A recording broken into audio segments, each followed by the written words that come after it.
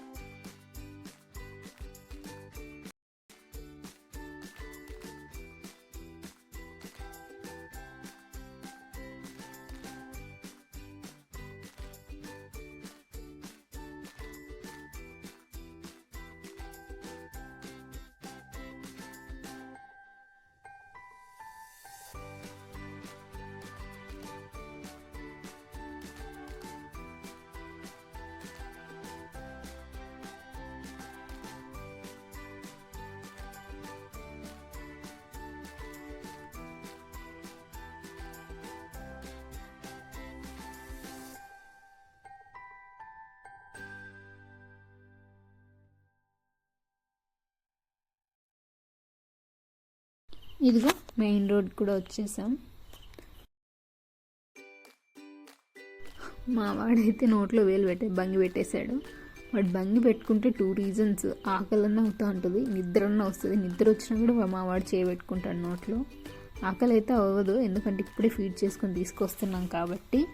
Maybe స్నానం చేసుకొని ఇంకా ఫ్రెష్గా ఉండడం వల్ల నిద్ర వస్తూ ఉంటుంది, అందుకే సైలెంట్గా ఉన్నాడు. లేదంటే చాలా అల్లరి, చాలా అతి చేస్తాడనమాట.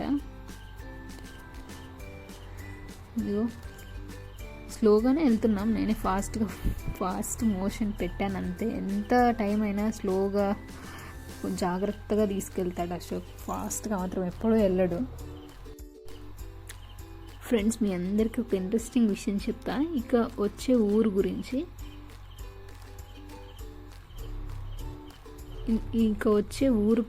వలసపల్లి అంటారు. ఇక్కడ మీకు చూపిస్తాను. ఇక్కడ మీకు 2 గోరీలు సమాధులు కనిపిస్తున్నాయా పక్కన. అవి హీరోయిన్ రోజా గారు ఉన్నారు కదా, వాళ్ళ అమ్మ నాన్నవి. యాక్చువల్గా రోజా గారి పుట్టిన ఊరు ఇదే అనమాట, వలసపల్లి.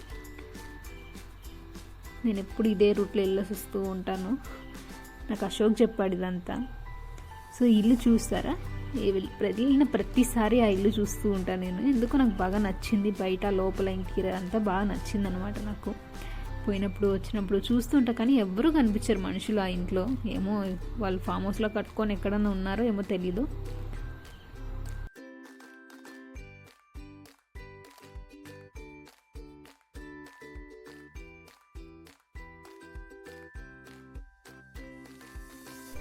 మా వాడు ఏదో సీరియస్గా ఆలోచిస్తున్నాడు, ఏది నవ్వు లేకుండా, లేకపోతే కేకలేస్తూ ఉంటాడు. సీరియస్గా అలా ఎక్కడికి వెళ్తున్నాం ఏంటి అని ఆలోచిస్తున్నాడేమో. ఎన్నిసార్లు పిలుస్తాను, వెనక్కి తిరిగి అన్నిసార్లు పిలుస్తాను, నన్ను కేర్ చేయట్లేదు వాడు ఈరోజు. అంతే, వానికి అవసరం ఉంటుంది నాతో మాట్లాడేది వాడు. అమ్మ ఫైనల్గా చూస్తున్నాడు నా పక్క. చెయ్యి అది తీస్తేనే అన్నీ యాక్టివ్గా చూడగలదు. అది ఒకటి పెట్టుకున్నాడంటే ఇంకా అంతే, ఎవరితో ఏం మాట్లాడుకున్నా అలా అంటాడు. చూసారా, ఇది బోయకొండ ఆర్చ్. మదనపల్లి సైడ్ ఉన్న వాళ్ళకైతే మోస్ట్లీ చాలామందికి తెలిసి ఉంటుంది. ఇది చాలా ఫేమస్ టెంపుల్ అనమాట. మదనపల్లి చుట్టుపక్కల చాలా దూరం నుంచి వస్తూ ఉంటారు. అంతా కన్స్ట్రక్షన్స్. ఇంతకుముందు ఖాళీ ప్లేస్ ఉంది, కానీ ఇప్పుడు ఎక్కడ చూసినా బిల్డింగ్స్ కట్టుకుంటూ పోతున్నారు. కొన్ని రోజులు చెట్లు నాటడానికి భూమి మీద నాటలేక బిల్డింగ్స్ మీద నాటుకోవాలంతే. మా వాడు యాక్టివ్ అయిపోయాడో చూసారా, ఎలా చూస్తున్నారా. ఇంతవరకు ఎక్కడికి వెళ్ళావప్ప, నిద్రపోతాండవా? పెద్దగా కళ్ళు చేసి చూసాడు ఏదైనా మాట్లాడితే. నన్ను ఏమన్నా అన్నావు అయిపోతావు అన్నట్టు చూస్తాను. నిన్నేం అనట్లేదురా బాబు, జస్ట్ అడుగుతాండా.